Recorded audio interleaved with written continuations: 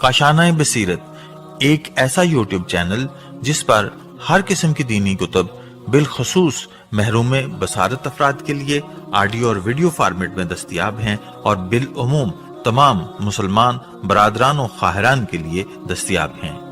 इसलिए आपसे गुजारिश है कि बेल आइकन को प्रेस करके हमारे इस चैनल को जरूर सब्सक्राइब कीजिए ताकि आइंदा आने वाली हर किताब आपको बर वक्त मिलती रहे। काशानाए बसीरत, काशानाए बसीरत, काशानाए बसीरत, काशानाए बसीरत। बिस्मिल्लाहिर्रहमानिर्रहीम। अल्लाहुम्मा सल्ली अला मुहम्मद व आले मोहम्मद व अज्जल फरजहुम। अस्सलामु अलैकुम। काशाने बसीरत के बहन और भाइयों को मेरा सलाम। मेरा नाम है नुसरत हसन और मैं आपके साथ मिलके पढ़ रही हूँ किताब गदीर की नवी जिल्द, और ये है सफ़ा नंबर 510 और ये पार्ट नंबर है 12।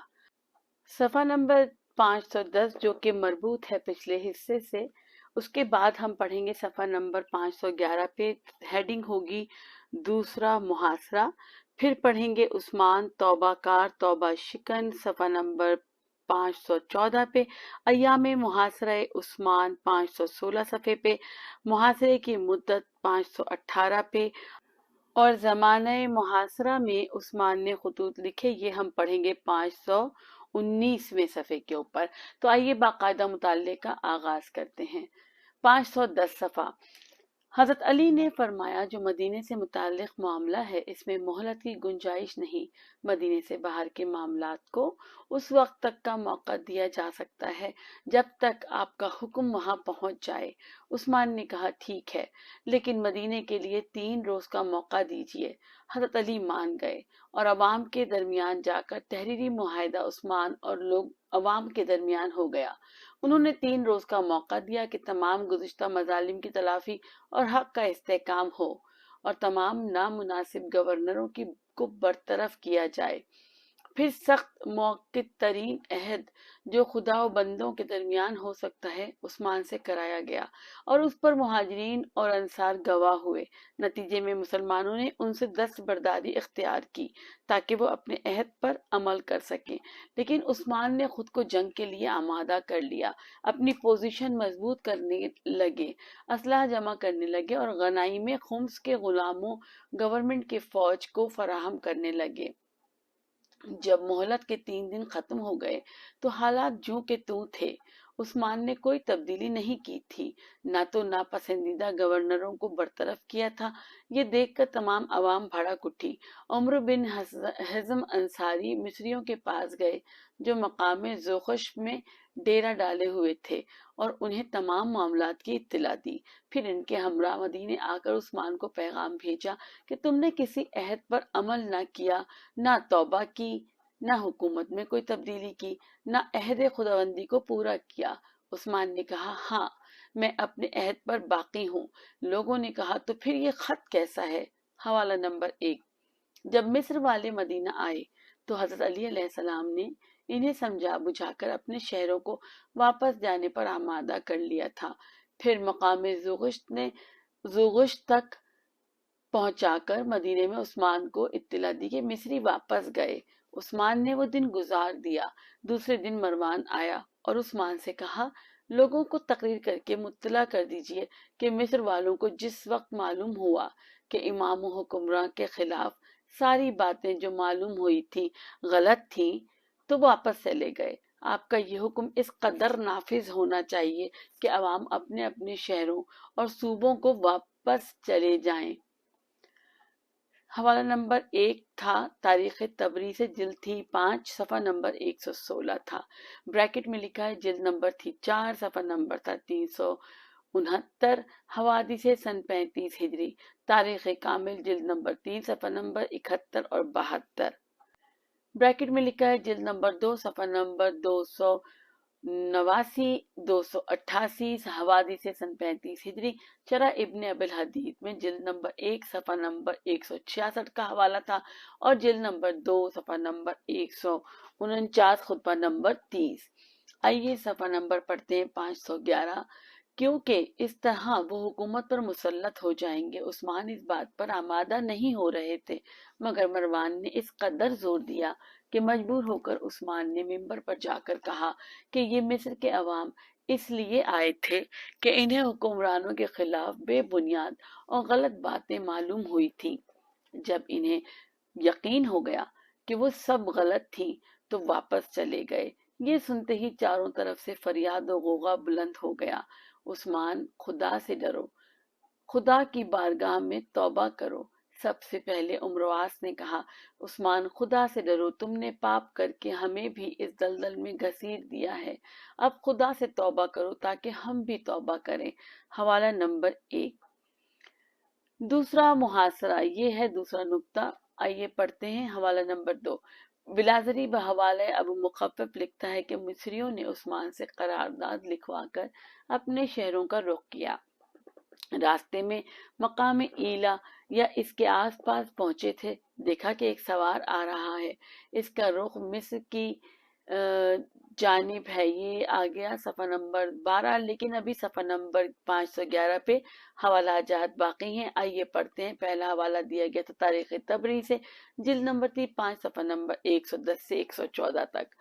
پھر بریکٹ میں لکھا ہے جلد نمبر 4 صفحہ نمبر 359 اور 366 تک۔ حوادث سن 35 ہجری، انصاب الاشراف، جلد نمبر 5 صفحہ نمبر 74۔ بریکٹ میں لکھا ہے جلد نمبر 6 صفحہ نمبر 192۔ استیاب القسم الثالث، صفحہ نمبر 1041، نمبر 1778۔ شرح ابن ابی الحدید، جلد نمبر 2 صفحہ نمبر 113، بریکٹ میں لکھا ہے جلد نمبر 2 صفحہ نمبر 143، خطبہ نمبر 30۔ تاریخ کامل، جلد نمبر 3 صفحہ نمبر 68، جلد نمبر 2 صفحہ نمبر 283۔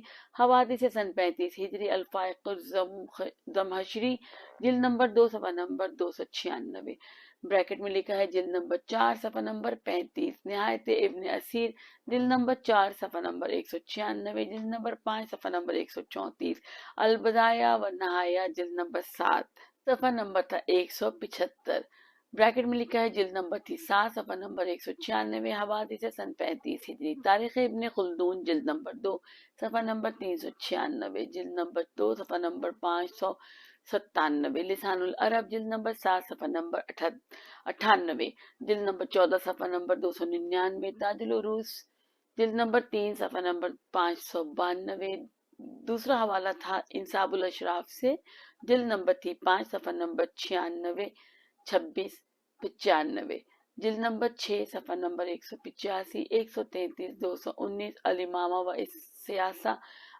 و سیاسہ، جلد نمبر 1 صفحہ نمبر 33 سے 37 تک، جلد نمبر 1 صفحہ نمبر 39۔ المعارف ابن قتیبہ، صفحہ نمبر 84، صفحہ نمبر 194۔ العقد الفرید، جلد نمبر 2 صفحہ نمبر 263، جلد نمبر 4 صفحہ نمبر 106۔ تاریخ تبری، جلد نمبر 5 صفحہ نمبر 119، 120، جلد نمبر 4 صفحہ نمبر 372۔ حوادث سن 35 ہجری، ریاض الازرا، جلد نمبر 2 صفحہ نمبر 123 سے 125 تک، جلد نمبر 3 صفحہ نمبر تھا 56۔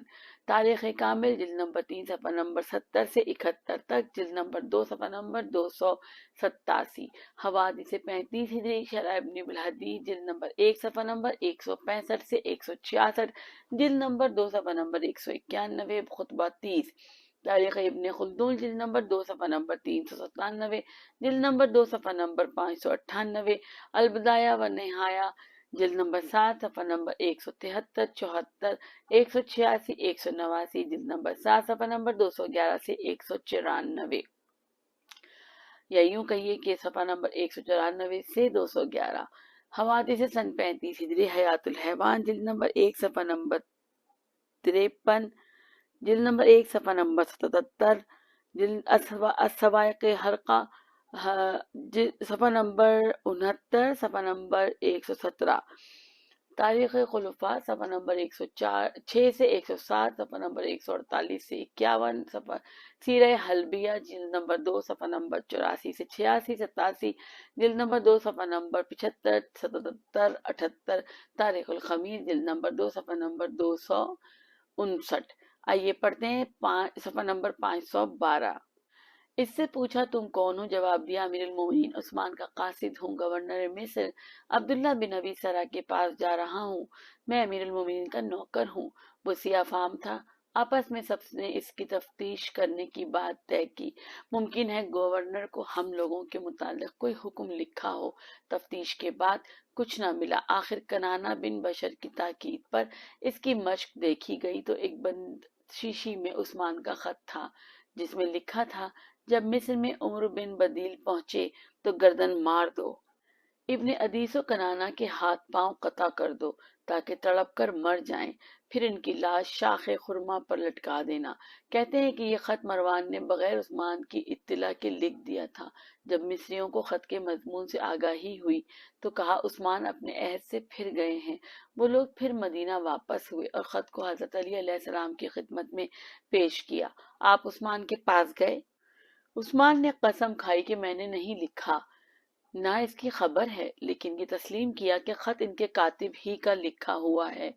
حضرت علی نے غصے میں یہ کہتے ہوئے چلے آئے کہ بلکہ تمہارا خود کا لکھا ہوا ہے۔ ابو مخفف کا بیان ہے کہ عثمان کی مہر جمران بن ابان کے پاس تھی، اسے مروان نے لے لیا تھا جب وہ بصرہ جانے لگا تھا۔ جہیم فہری کا بیان ہے کہ عثمان نے حضرت علی کو جواب دیا کہ میرا نہیں، میرے منشی کا لکھا ہوا ہے، بلکہ آپ کا لکھا ہوا ہے، کیونکہ بلوائی آپ کے تابع ہیں اور آپ مجھ سے دور نہیں کرتے، میں تو آپ ہی کو الزام دوں گا۔ پھر تو مصریوں نے عثمان کے گھر پر دھاوا بول دیا، کہنے لگے کس قدر شرم کی بات ہے کہ تمہاری مہر سے ایسا حکم صادر ہو جس کی تمہیں خبر نہ ہو، تم جامع خلافت اتار دو۔ عثمان نے کہا جو جامع خدا نے مجھے پہنایا ہے میں ہرگز نہ اتاروں گا۔ بنی امیہ چلانے لگے، یا علی یہ سارا معاملہ آپ ہی نے خراب کیا ہے۔ حضرت علی نے فرمایا اے ابے احمقوں، تم جانتے ہو کہ نہ وہ ناکا میرا تھا نہ قاصد، میں نے تو مصریوں کو واپس کر کے حالات درست کرنے کی کئی بار ہر ممکن کوشش کی، اب کیا تدبیر کروں؟ پھر یہ کہتے ہوئے واپس ہو گئے۔ آئیے پڑھتے ہیں صفحہ نمبر 513۔ خدایا میں ان کی باتوں سے بیزار ہوں اور اس خون سے بیزار ہوں جو ایک کے بعد ایک بہے۔ حضرت عثمان کا محاصرہ کیا گیا تو عثمان نے عوام کے لیے خط جس کو ابن زبیر نے لوگوں کے سامنے پڑھ کر سنایا۔ باخدا نہ وہ خط میں نے لکھا نہ مجھے اس کی کوئی اطلاع ہے، اور میں تم لوگوں کو زبان دیتا ہوں کہ تمہاری کی مرضی کے خلاف کوئی کام نہ کروں گا۔ بنا بری ہر شخص اپنی پسند کا آدمی خود منتخب کر لے، یہ خزانے کی چابی بھی حاضر ہے، جسے چاہو حوالے کر دو۔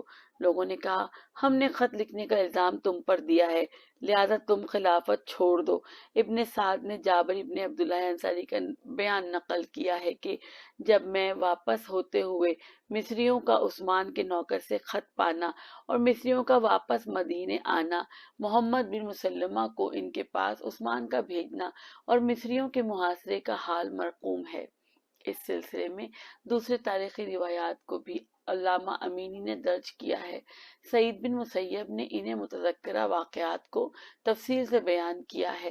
چنانچہ آخر میں ابن مسیب کا بیان ہے کہ لوگوں نے عثمان کا محاصرہ کر کے پانی بند کر دیا۔ عثمان نے بام خانہ سے پوچھا یہاں علی ہیں؟ جواب ملا نہیں۔ پوچھا سعد ہیں؟ جواب ملا نہیں۔ تھوڑی دیر کے بعد کہا تم میں کوئی ایسا ہے جو علی کو خبر دے کہ مجھے پانی پہنچا دیں؟ جب علی کو خبر ہوئی تو آپ نے پانی کی 3 مشکیں پہنچوائیں۔ چنانچہ اس جھڑپ میں بنی امیہ اور بنی ہاشم کے چند غلام بھی زخمی ہوئے۔ مشہور مورخ واقدی نے بھی انہی تفصیلات کو لکھا ہے۔ تبری کا بیان ہے کہ عثمان کا خط مصر لے جانے والے نام ابو عواد سلمہ تھا، حوالہ نمبر 1۔ ابو عواد سلمہ تھا، حوالہ نمبر 1۔ حضرت علی اسی کے لیے اکثر نمازوں میں لعنت فرماتے تھے، حوالہ نمبر 2۔ حوالہ جات پڑھتے ہیں۔ تاریخ تبری سے پہلا حوالہ تھا، جلد نمبر تھی 5 صفحہ نمبر 115، جلد نمبر 4 صفحہ نمبر 367، حوادث سن 35 ہجری۔ شرح ابن ابی الحدیث جلد نمبر 1 صفحہ نمبر 165، جلد نمبر 2 صفحہ نمبر 150۔ خطبہ 30 तारीख तबरी जिल्द नंबर 6 सफ़ा नंबर 40, जिल्द नंबर 5 सफ़ा नंबर 71, हवादिस सन 33 हिजरी, तारीख अबुल फिदा जिल्द नंबर 1 सफ़ा नंबर 179, इस्तियाबुल क़िस्म राबे सफ़ा नंबर 600, जिल्द नंबर सफ़ा नंबर 1600, नंबर 2839। आइए पढ़ते हैं सफ़ा नंबर 514।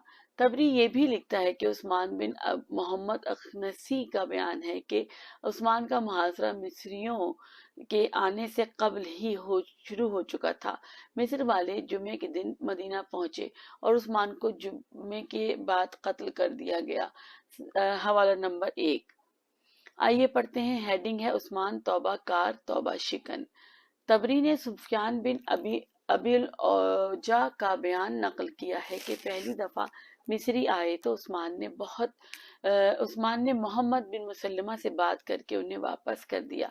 जब वो लोग मकामे बवे पे पहुंचे तो उस्मान के नौकर का खत पकड़ा और वापस मदीना आकर मालिक अश्तर और हकीम बिन जबला से सारा माजरा बयान किया।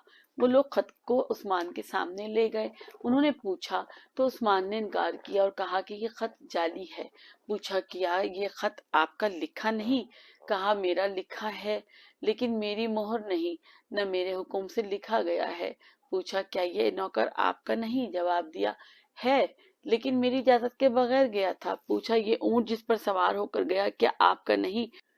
जवाब दिया है, लेकिन मेरी इजाजत के बगैर हासिल किया गया। कहा गया दो हाल से खाली नहीं, या आप सच्चे हैं या झूठे। अगर झूठे हैं तो हुकूमत छोड़िए, क्योंकि नाहक हमारे कत्ल का हुक्म दिया। अगर सच्चे हैं तो भी हुकूमत छोड़ दीजिए, क्योंकि आप कमजोर और गाफिल हैं और अपने इर्द गिर्द गंदे लोगों को जमा कर रखा है। क्या किसी हुक्मरान के लिए ऐसा गाफिल और सुस्त होना रवा है जिसकी तरफ से हुक्म सादिर हुआ और उसे पता न हुआ? मजीद कहा, आपको असहाबे रसूल ने सल्लल्लाहु अलैहि वसल्लम ने नसीहत की कि गलत बिदतों को छोड़ दीजिए, कानून इस्लाम का निफाज कीजिए। आपने इन्हें सख्त सजाएं दी। उस्मान ने कहा, हर हुक्मरान कभी गलती करता है, कभी सही काम करता है। आप लोगों को गलतियों पर इंतकाम लेने का हक नहीं। कहा गया, आपने संगीन गलतियां की हैं, आप हुकूमत से दस्तकश हो जाइए। जब आपसे बात होती है तो आप तौबा करते हैं, मैं और फिर अपनी सी करने लगते हैं। ये 2 बार हो चुका है, यहाँ तक कि मोहम्मद बिन मुसलिमा आपकी हरकतों से नफरत करने लगे हैं। अब उन्होंने अहद किया है कि उस्मान के मामले में कभी दखल न देंगे। हवाला नंबर 1 तारीख तबरी से था, जिल्द नंबर थी 5 सफ़ा नंबर था 132, जिल्द नंबर थी 4 सफ़ा नंबर 394, हवादी से सन 35 हिजरी। अब हम आ गए हैं सफ़ा नंबर 515 पे। हम पहली बार वापस गए ताकि आपको बहाना न मिल सके। अब हमें इस वापसी पर शर्मिंदगी है। दूसरी बार आपने हमारे कत्ल का फरमान सादिर कर दिया। अब आप अपने खत का भी इनकार करने लगे। अब आप हुकूमत छोड़िए ताकि आपकी जहमतों से हमें छुटकारा मिले और आप भी हमारे हाथों महफूज रहें। जब सब कह चुके तो उस्मान ने तकरीर की, तुमने इंसाफ की बात नहीं की, क्योंकि तुम हुकूमत छोड़ने को कहते हो। जिस जामे को खुदा ने पिन्हाया है हम उसे ना उतारेंगे। अलबत्ता हम तौबा कर सकते हैं कि अब इन गलतियों को नहीं दोहराएंगे। लोगों ने कहा, हम इससे कबल आपको मौका दे चुके हैं, आपने वही गलतियां दोहराई थी, फिर हमारी गर्दन जदी का भी हुक्म दे दिया। हमें उम्मीद है कि फिर आप वही हरकतें करेंगे। अब हमने फैसला कर लिया है कि आपकी जगह दूसरे को बिठाकर ही दम लेंगे। अगर आपके कबीले ने जंग की तो घुमसान की जंग होगी, या हम कत्ल होंगे या आप। उस्मान ने कहा, अगर तुम हमें कत्ल भी न कर दो तो हम हुकूमत न छोड़ेंगे, और अगर तुम मुझसे जंग करोगे तो हम अपने किसी आदमी को जंग का हुक्म न देंगे ताकि तुमसे जंग करे हुक्म न देंगे कि तुमसे जंग करे। हालांकि इनके कबीले का कोई भी वहां ऐसा न था जो इनकी हिमायत में जंग करता। सभी खाइफ व गुरेजा थे, उम्मे हबीबा की पनाह में थे। बाखुदा अगर हम चाहते तो तुमसे जंग के लिए तशक्कुर बुला लेते, تم سے جنگی بہادروں کا مقابلہ کراتے، اب تم لوگ اپنی جان پر رحم کرو۔ اگر میری زندگی کی فکر نہیں تو اپنی زندگی کی فکر کرو، کیونکہ میرے قتل کے بعد انتقام کا چکر چل نکلے گا۔ آخر وہ لوگ عثمان کے پاس سے چلے گئے اور اعلان جنگ کر دیا۔ عثمان نے مجھے محمد بن مسلمہ آدمی بھیج کر بلوایا تاکہ معاملے کو رفع دفع کروں، لیکن میں نے انکار کر دیا۔ حوالہ نمبر 1۔ آئیے ہیڈنگ پڑھتے ہیں، متذکرہ تاریخ واقعات کا تجزیہ۔ ان روایات سے معلوم ہوتا ہے کہ عثمان کو قتل کرنے والے مہاجرین و انصار تھے، اصحاب رسول تھے۔ عثمان کی طرف صرف 4 افراد تھے۔ حوالہ نمبر 1 تھا تاریخ طبری سے، جلد نمبر 5 صفحہ نمبر 120 اور 121، جلد نمبر 4 صفحہ نمبر 375 سے 76، حوادث سن 35 ہجری۔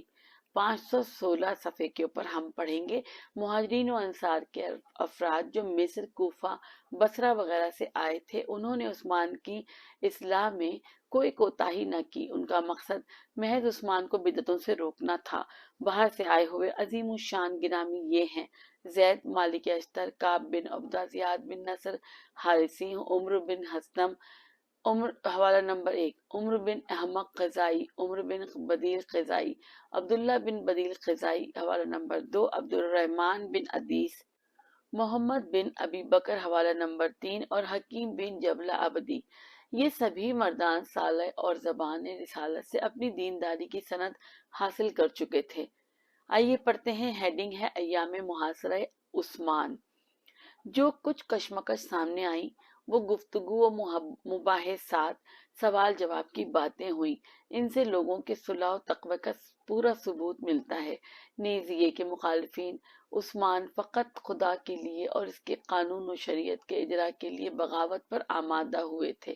وہ صرف یہ چاہتے تھے کہ حکم الہی پر عمل ہو۔ ان کے قیام کا مقصد صرف یہ تھا کہ معاشرے میں الہی حکومت قائم ہو۔ باقیوں کا مقصد ہرگز یہ نہ تھا کہ وہ حکومت پر قبضہ کر لیں یا مال و دولت حاصل کر لیں۔ چنانچہ ہم دیکھتے ہیں کہ جب بھی عثمان نے بدعتوں سے توبہ کی تو ان سے راضی ہو گئے، اور جب انہوں نے انحراف کا مشاہدہ کیا یا عثمان کو عہد و پیمان سے پھرتے دیکھا تو شورش پر آمادہ ہو گئے۔ باقیوں نے امر بالمعروف اور نہی عن المنکر کا بلند ترین مظاہرہ کیا۔ جب حکومت میں سیاسی تباہی کے آثار دیکھے تو حق کے نفاذ کے لیے کوشاں ہونے لگے۔ حوالہ جات پڑھتے ہیں۔ پہلا حوالہ دیا گیا تھا استیاب سے، القسم الثالث، صفحہ نمبر 1163 اور صفحہ نمبر 1892، اسد الغابہ، جلد نمبر 4 صفحہ نمبر 196، نمبر 3862، الاصابہ، جلد نمبر 2 صفحہ نمبر 524، نمبر 5770۔ دوسرا حوالہ دیا گیا تھا استیاب القسم الثالث سے، صفحہ نمبر تھا 872، نمبر 1481، اسد الغابہ، جلد نمبر 3 صفحہ نمبر 184، نمبر 2832، الاصابہ، جلد نمبر 2 صفحہ نمبر 280، نمبر 4559۔ تیسرا حوالہ دیا گیا تھا استیاب القسم الثالث سے، صفحہ نمبر تھا 1367، نمبر 3220، الاصابہ، جلد نمبر 3 صفحہ نمبر 472، نمبر 8294۔ چوتھا حوالہ دیا گیا تھا استیاب القسم الاول سے، صفحہ نمبر تھا 366، نمبر 540، مروج الذہاب سے، صفحہ نمبر 2 سے صفحہ نمبر 7، جلد نمبر 2 صفحہ نمبر 375، تاریخ کامل، جلد نمبر 3 صفحہ نمبر 92، جلد نمبر 2 صفحہ نمبر 366، حوادث سن 36 ہجری۔ آئیے صفحہ نمبر 517 کا مطالعہ کرتے ہیں۔ اگر اس جماعت کا مقصد اس کے علاوہ کچھ ہوتا تو حضرت علی ان کی ستائش نہ کرتے۔ چنانچہ مصریوں کے متعلق اپنے ایک خط میں اشارہ کیا کہ لوگوں نے جب مملکت میں نافرمانی کے آثار دیکھے، حق کو پائمال ہوتے دیکھا تو شورش پر آمادہ ہو گئے۔ اسی طرح دوسرے اصحاب نے بھی ان لوگوں کی تعریف کی ہے۔ ایسی شورش کے موقعوں پر عزت داروں کا احترام باقی نہیں رہتا، لیکن ہم دیکھتے ہیں کہ جو لوگ عثمان کے خلاف بغاوت کر رہے تھے انہوں نے تمام اصحاب اور ارباب حق کی عزت کا تحفظ کیا۔ دوسرے یہ کہ ان تاریخی روایات سے معلوم ہوتا ہے کہ عثمان جرائم کے مرتکب ہوئے تھے اور مسلمانوں میں ان کی مذمت کی۔ خود عثمان نے بھی ان جرائم کا اعتراف کیا اور یہ کہ جرم اور اسلامی قانون کے خلاف عمل کرنا گناہ ہے، اسی لیے انہوں نے توبہ بھی کی اور عہد کیا کہ ان گناہوں سے باز آ جائیں گے۔ کچھ ہی دن بعد پھر توبہ توڑ دی اور اسلامی احکام کی مخالفت کرنے لگے۔ مجھے نہیں معلوم کہ ان دونوں حالتوں میں کس پر عمل کیا آیا، بدعتوں کے اقرار اور اظہار توبہ پر، یا اس صورتحال پر کہ جب مروان نے ان کو کھلونے کی طرح منبر پر پہنچوا کر کہلوایا کہ یہ مصر والے غلط فہمی میں حاکم کے خلاف شورش پر آمادہ تھے، لیکن جب انہوں نے سمجھ لیا کہ یہ تمام باتیں غلط اور بے بنیاد ہیں تو اپنے اپنے ملکوں میں واپس چلے گئے۔ تیسرے یہ بات سمجھ میں آتی ہے کہ انہوں نے اسلام کی مخالفت کے رویے سے باز آنے کا تاکیدی عہد کیا تھا۔ یہ عہد ان حکم ناموں سے معلوم ہوتا ہے جو انہوں نے مختلف گورنروں کے نام لکھ کر باغیوں کے حوالے کیا تھا۔ پھر انہوں نے اس عہد و پیمان کو توڑ ڈالا اور جن کی ضمانت حضرت علی علیہ السلام اور محمد ابن مسلمہ جیسے عظیم الشان صحابیوں نے لی تھی، اسے پیروں تلے روند ڈالا۔ اس سے معلوم ہوتا ہے کہ عثمان کو اپنے عہد و پیمان کا پاس و لحاظ نہیں تھا، نہ وہ ضمانت داروں کا احترام کرتے تھے، وہ عہد توڑنے کو جرم و گناہ نہیں سمجھتے تھے، لہٰذا اس میں کوئی شک نہیں کہ عادل اور راست روا اصحاب کے متعلق مسلمانوں کی تعویلات کا کوئی وزن نہیں رہ جاتا۔ چوتھی یہ بات واضح ہوتی ہے کہ محاصرہ اول کے زمانے میں جو عہد نامہ لکھا گیا اور جس میں یہ شرط رکھی گئی تھی، آئیے پڑھتے ہیں صفحہ نمبر 518، اور جس میں یہ شرط رکھی گئی تھی کہ عثمان قرآن و سنت پر عمل کریں اور اب تک جن بدعتوں کے مرتکب ہوئے ہیں ان سے باز آئیں۔ اس عہد نامے میں یہ بات معلوم ہوتی ہے کہ جو ان کی حکومت قرآن و سنت سے منحرف تھی اور کسی حاکم کا قرآن و سنت سے منحرف ہونا اس کی ذلت کی دلیل ہے۔ پانچویں یہ بات واضح ہوتی ہے کہ زبان رسالت سے ترید اللعین لقب پایا ہوا مروان ابن حکم اس قدر عثمان کے معاملات میں دخیل تھا کہ بقول مولا علی عثمان کے دین و عقل کو غارت کر چکا ہے اور وہ انہیں اونٹ کے مہار کی طرح جہاں چاہتا ہے گھسیٹتا رہتا ہے۔ اسی کی وجہ سے کئی بار عہد و پیمان ہوئے اور ٹوٹے۔ عثمان پر حیرت ہے کہ وہ اپنے کو ایسے ملعون کے قبضے میں کیسے دیے ہوئے تھے کہ جن کے پاس نہ دین تھا نہ ایمان و امانت، اچھی طرح جانتے تھے کہ ساری بدبختی اس کی لائی ہوئی ہے، یہ حادثے اسی کے پیدا کیے ہوئے ہیں، یہاں تک کہ مر گئے اور مروان جیسے بے دین کے چنگل سے نہ نکل سکے۔ اس سے زیادہ حیرت کی بات یہ ہے کہ عثمان نے حضرت علی علیہ السلام اور دیگر اصحاب کی نصیحتوں پر قطعی توجہ نہیں دی۔ حوالہ نمبر 1۔ نہ ان کے محکم استدلال و ہدایت پر کان دھرے، حالانکہ جانتے تھے کہ یہ لوگ ان کے ہمدرد ہیں اور نیکی کا حکم دے کر اور برائی سے روک کر اپنی ذمہ داری سے سبکدوش ہو رہے ہیں۔ ان کی دعوت سراسر ان کی اور امت اسلامی کی نجات کی ضامن ہے۔ آئیے ہیڈنگ پڑھتے ہیں، محاصرے کی مدت۔ تاریخی روایات سے پتہ چلتا ہے کہ مدت محاصرہ میں بھی اختلاف پایا جاتا ہے۔ یہ اختلاف تاریخی روایات کے ظاہری معنی میں ہے۔